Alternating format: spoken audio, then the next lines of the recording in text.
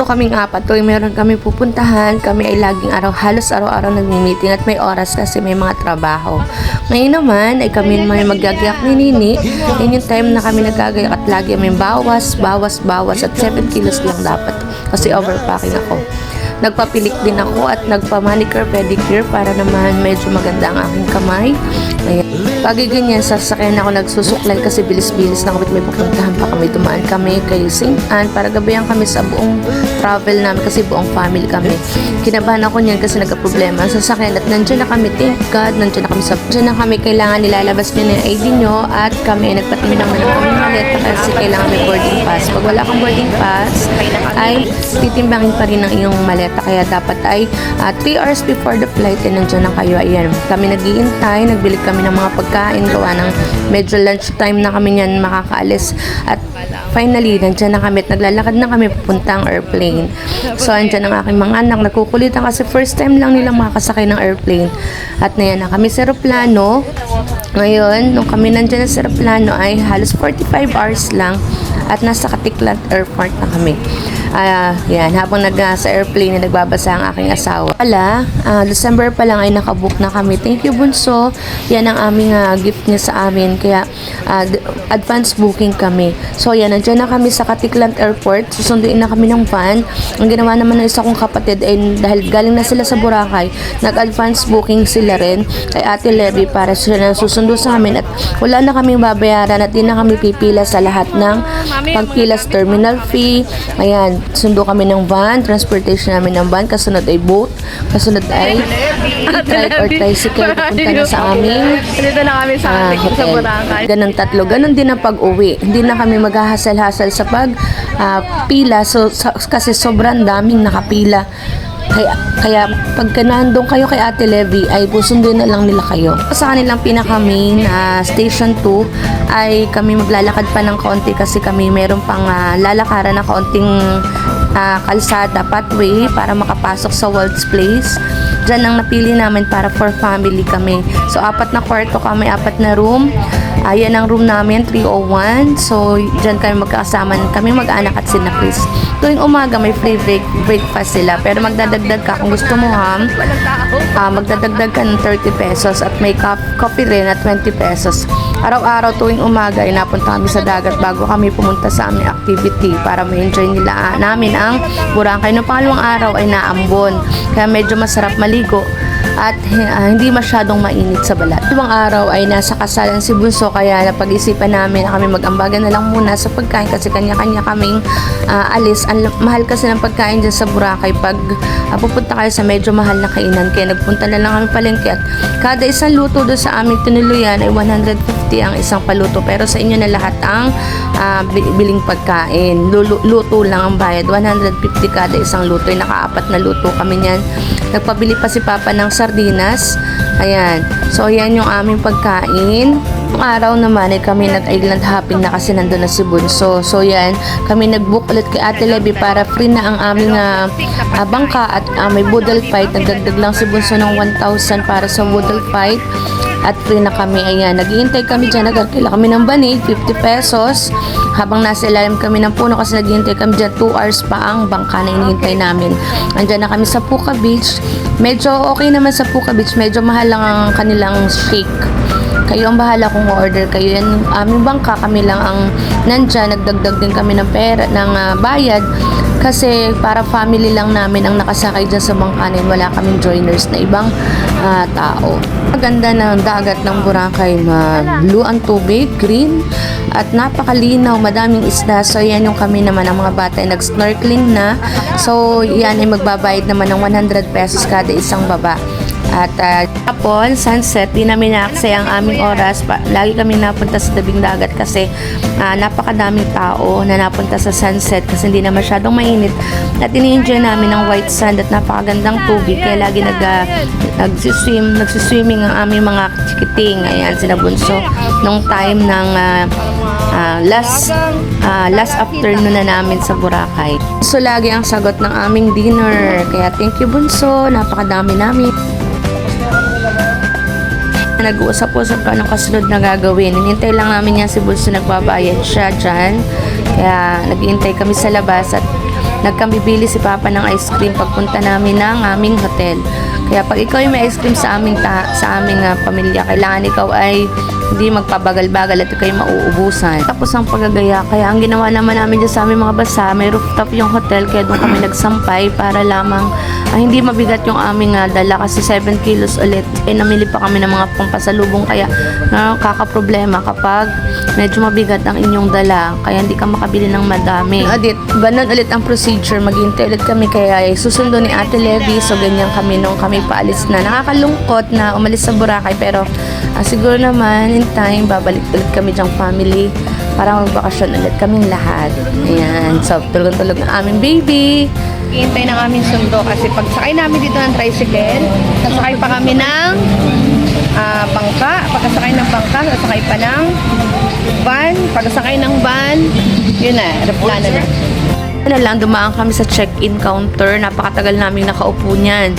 Nagsakay na kami ng bus para intayin ang aeroplano. Pero ang tagal namin dyan, halos ilang oras kami dyan. Andyan na kami sa city. Yan na kami, nagkain kami ng hapunan sa Buddies. Natid lang ni Bunso. Pagkatapos ng kumain, natid lang ni Bunso sila Kaylar, yung asawa niya sa bus kasi may pasok kinabukasan. Ayan, sagot naman ni Bossing ang aming kain ni Boss Howell. Thank you, Boss Howell, sa aming dinner. Paiwan kami dyan tatlo, ang aking mga anak kaming tatlo para bumili naman ng gamit ni Nini kasi nandyan na kami sa Gateway. Nagbili kami ng kanyang bagong bag kasi kada taon na isa siyang bagong bag para naman sipagan siya sa pag-aaral. So ayan, bili kami ng bag niya, ng kanyang sapatos para kinabukasan ay tuition fee na lang ang aming atupagin at meron kaming inasikaso. Makabili ang ina kahit pili ng pili. Ang gaganda ng mga sapatos. Silin kasi isa yan sa favorite kong tatak ng aking sandal. Siguro makakabili rin. Ayan. So kami niyan ay nagpaiwan kaming tatlo para bumili at maghanap ng mga gamit ni Nini. Bye, baby! See you again, baby! Kiss na, mami! Kiss na, hindi pa naliligo. Oh, yeah. Bye na!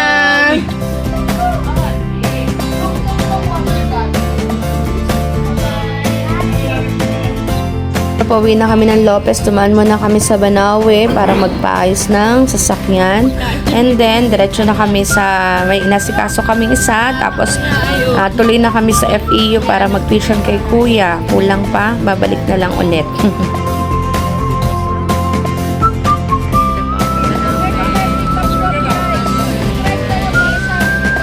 Kung nagpapayos ka na sa sasakyan, ano yung dalawa? Kape na naman. Ayun yung dalawa, oh.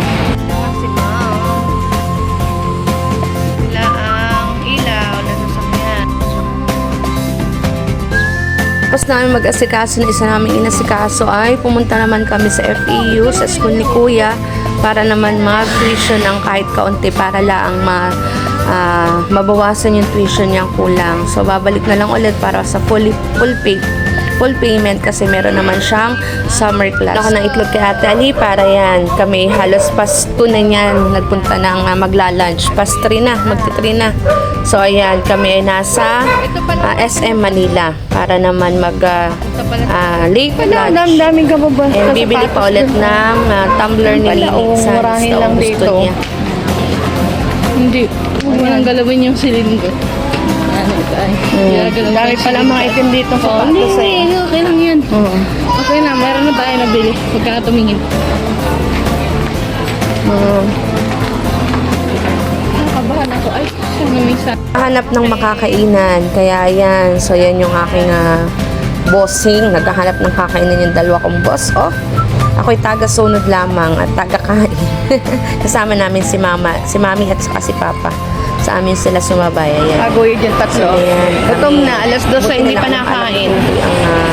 At meron din doon. Ayun. Lovers! Ayan. Alas 12 hindi pa nakain. Naghahanap ng makakainan. Mag-aalas 3 na pala, I mean. Alas 3 na pala. Hindi pa sila kumakain.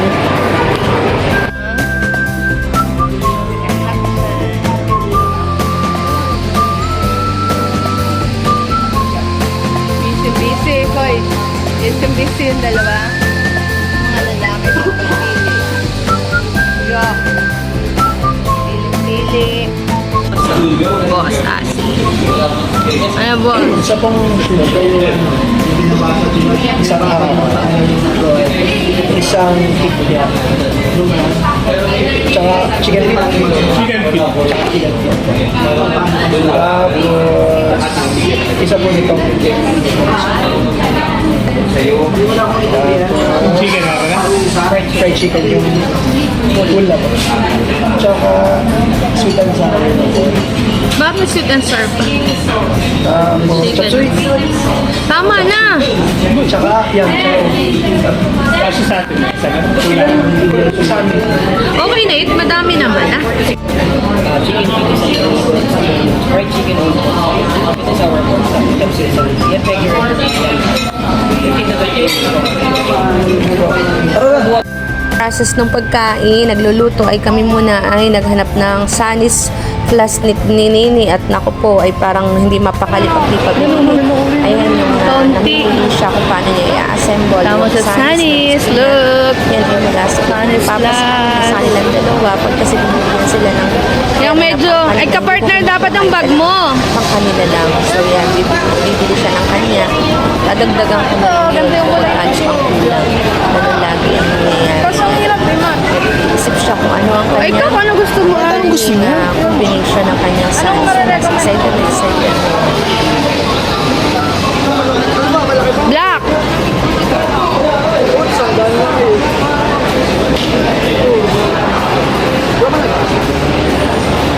Hindi ako nagaganda sa color na yan. Hindi maganda.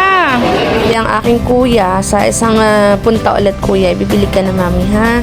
Sa isang punta ulit anak. Bibili naman kita niyan. For now ay sinini muna ang ating ibibili at ikaw naman ay nag-tuition. Sa yung tuition ko naman nagastos ang aking pera kaya sinini naman ang ibibili ngayon next month ka kuya. Saka kita ibibili. Robo. Same lang yan. Dito yan nilalagay oh. Walang ganyan ang robo. Robo ay yung ganun. Ayun ang robo. Yung ganun oh.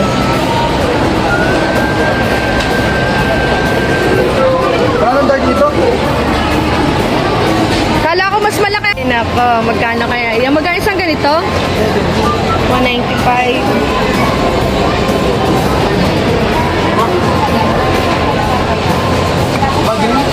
Dapat dark. Dark. Blue. Fill up pa pala dyan sa Sunny's para daw may record. And then, fill up niya na kailangan, lalagyan din niya ng name yung kanyang tumbler. Excited na excited sa kanyang new tumbler kasi yung tumbler daw niya, yung aqua flash niya ay mula pa grade 7. Kaya sabi niya, mami, bagong tumbler naman, please, sabi niya. Yun naman ang gusto ko sabihin ni Papa. Kaya hindi siya nagkasa sa Boracay. Ayan ang kanyang combination ng tumbler na napili niya. So, maganda. So, aesthetic. So, masaya na siya. Yan, nagpapangalan na sa kanya. Pinapangalanan na yung kanya.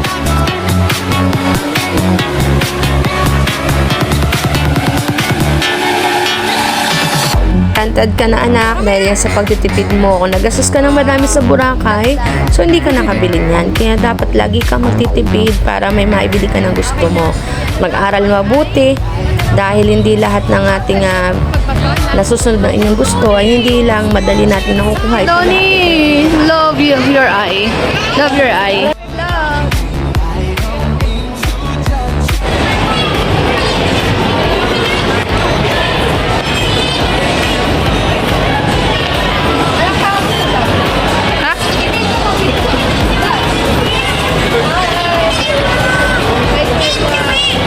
Okay na to ha?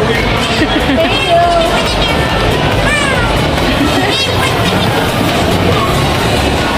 Anak, iba yung pupunta.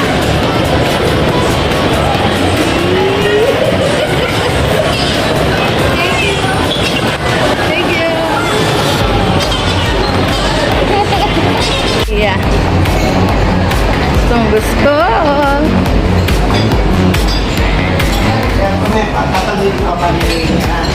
Patayin mo kay Papa. Kiss kay Papa. Dali, tibig mo. Papa! Yan yung iyong bigay.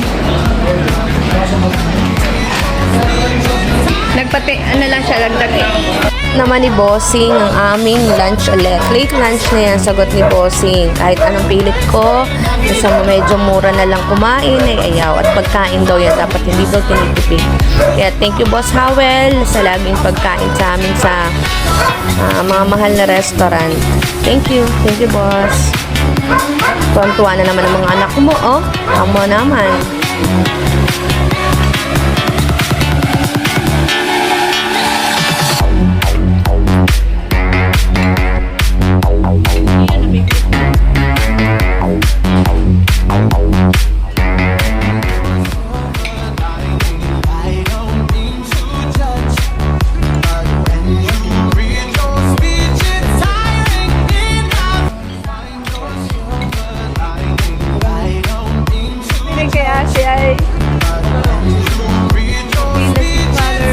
Mil ng bag kasi 50% off siya. Nanghinayang naman ako. So, maganda naman yung kanyang tatak, Parisian. Kaya, 50% off. Kaya, ni-grab ko na. Na kami, so hatid muna si Tutoy doon ulit sa FEU, then doon ulit sila hatinan siya dito ng classmate niya sa Antipolo. Kaya anak, ingat ka doon lagi ha.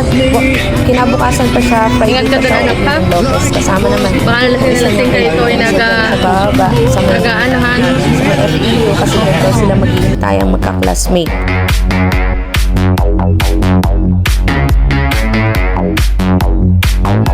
Ay, nilagay ko dun sa H&M na pag-preview. Bye kuya, cellphone mo? FEU ko na ito. Oo. Yan nila, school yan? Oo. Then siya nag-aaral for isa. Hinihingi yung kanyang maging senior high dyan sa FEU. Kaya sabi ko, anak, di ba natin sure kung kaya natin. Kada may Pasko Ayan, siya daw ay nag-iingat siya. Manifesting sabi. Libre kami. Wow! Kami!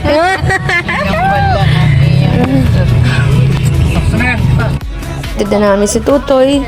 Yan naman ay pauwi na kami ng Lopez. Halos alas 5 na rin kami nakauwi. Okay naman na yung sasakyan namin, kaya dasal-dasal ko na maging safe ang aming travel. At gabi na kami tiyak makakarating ng Lopez.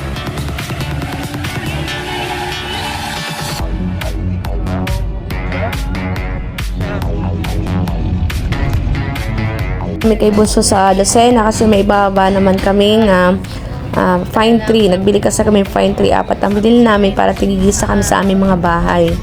Ayan, di ko na na-video yung kami nagbaba kahit si Bibi, papagamit nila si Morgan, sila lang dalawa ni Mami na naka-drive sa na lang kami naman dito sa Pula, kaming tatlo lang. Sa MacBook. Ayan, medyo nagkaroon ng problema sa timonan kaya kami nag-unisan. Nagbalik kami niyan at nag-unisan kami, doon kami dumaan dahil may na-aksidente daw na bus at truck, walang makalusot. Kaya diyan kami sa unisan dumaan at nakatulog ako at pagising ko ay Lopez na. Thank you Lord at kami ay safe na nakarating sa aming bahay. Thank you Lord na ito na kami sa aming bahay. Thank you. Nabili pa ng Red Horse. Lord, na ito na po kami. We're home. Kakaros kang maglinis sa mukha. Ayan, sobrang itim pero okay lang. Masaya naman. And traffic sa Atimonan kaya kami ay nakarating dito ay halos 1:30 na. Dahil umikot kami sa Unisan, Pitogo, yun, sa lugar na yun. Ngayon ay kami ay pagdating ko sa bahay ay kala ko si Julio ay madaming tae. Walang tae. Yung aking aso ilang araw hindi tumae. Nininis ko yung kanyang kulungan, kanyang higaan doon at marami lang ay ihi. So, thank you Maybell sa pagpunta namin sa Boracay. Yung Boracay na yan ay naka-book pa ay December kasi bigay sa amin ni Bunso noong December. Yan ang aming pinakaregalo niya sa amin. Kaya thank you Bunso sa opportunity na makapunta kami sa Boracay kasi siya ay dadalo sa kasal ng kanyang kaibigan. Sinama niya kami pero hindi kami dumalo. Kami nandun lang sa bahay, siya lang kasi bilang lang ang tao doon. So congratulations Karel and best wishes. Thank you Bunso sa pagpunta sa amin sa Boracay. Lahat kami, ultimong baby namin, lahat kami. Masayang experience na sama-sama lagi at lagi nagmamahalan ng bawat pamilya. Thank you Jesus. Thank you Bunso. I-bless ka pa ni Jesus palagi sa pagbibigay mo lagi ng lagi mong pagbibigay ng love sa ating family. So thank you Bunso ko. And nandito na rin kami, dala na rin namin si Morgan, kinuha na rin si Toffee. So marami ang panahon ng kung paano kami nag-meeting, kung anong mga damit ang susuotin namin, pero di namin nag-ano na pare-parehas kami kasi ang dami-dami dun sa Boracay. So na ito na ulit kami sa aming higaan. Ayan na ulit ng aking anak, ito na ulit ng aming no place like home. So, thank you for watching. Have a good day. God bless us all. So, mag-upload pa rin ako ng sama-sama nung kung paano namin binuo ang Boracay trip. Thank you. Thank you very much. Thank you. God bless. God bless us all. Salamat, Jesus, at maayos kami nakarating sa aming mga bahay at kami ay ligtas sa panganib. Salamat po. God bless everyone. Like, subscribe, share, subscribe. Ito na tsuro ko. Is that only prove? And this is when the moments turn to memories. And this is when the future gets so clear to see. And this is when tonight becomes a masterpiece. And this is when the moments turn to memories. Memories.